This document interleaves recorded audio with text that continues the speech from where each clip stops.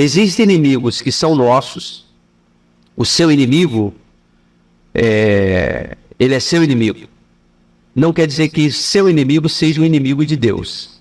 Recentemente eu conversava com uma pessoa e dizia o seguinte: cara, o inferno, na mente de algumas pessoas, é um lugar para onde nós vamos mandar quem nós não gostamos. Né? Não é um lugar que vai acolher lá os pecadores, os devassos, os imundos. É quem a gente não gosta. Por quê? Você pega dentro de um contexto familiar, às vezes uma pessoa que prega muito sobre justiça, sobre pecado, e aí dentro do contexto familiar tem alguém ali que pisa na bola, né? Só que na visão dela, não, vamos esperar a conversão, vamos esperar o arrependimento. Ela não vê aquela pessoa indo para o inferno, né? Mas ela vê os outros, ela vê o vizinho, ela vê o cara que está no bar, o cara que está na boca de fumo, o cara que está desfilando na escola de samba. Então isso é religiosidade, né? A gente tem que tomar muito cuidado com isso. Então a questão é o seguinte: a gente, no decorrer da vida, até para a gente encontrar paz, a gente precisa travar guerras. E nessas guerras nós construímos inimizades e essas inimizades, por vezes, acabam se tornando inimigos. O apóstolo Paulo falou uma coisa muito interessante: no que depender de vós, tende paz com todos. Mas nem sempre depende de nós. É o caso agora de Israel. Não dependia de Israel agora, nesse momento, ter paz, tendo em vista que o seu território foi atacado por um grupo terrorista.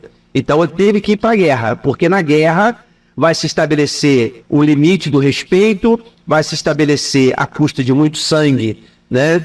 A questão do respeito que se deve ter pela nação. Enfim, às vezes é necessário estabelecer uma guerra para que haja paz. Recentemente eu conversava com uma pessoa e falava isso: olha, se não houver guerra, não tem paz. Às vezes é necessária a guerra. Então a guerra não é o fim, ela pode ser o começo de um período longo de muita paz, porque ali vai se estabelecer limites, vai se impor regras, e a história da humanidade, ela é feita assim, em cima de guerras.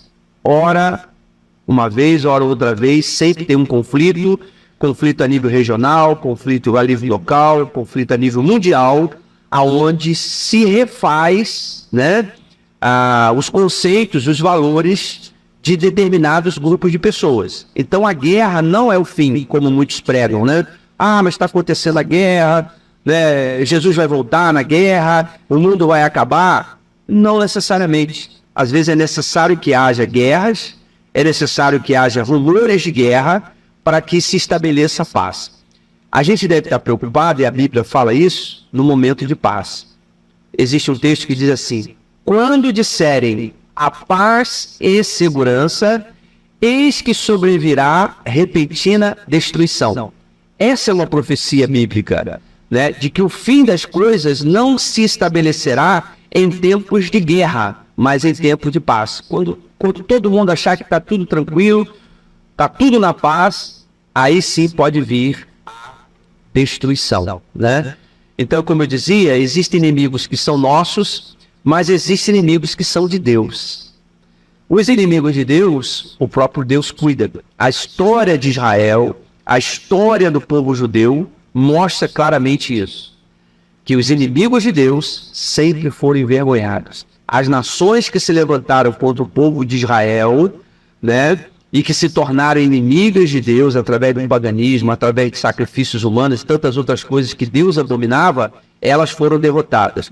Mas todas as vezes que Israel entrou em guerras cujo inimigo era somente o inimigo de Israel, muitas delas Israel perdeu. Muitas delas Israel foi para cativeiro, né?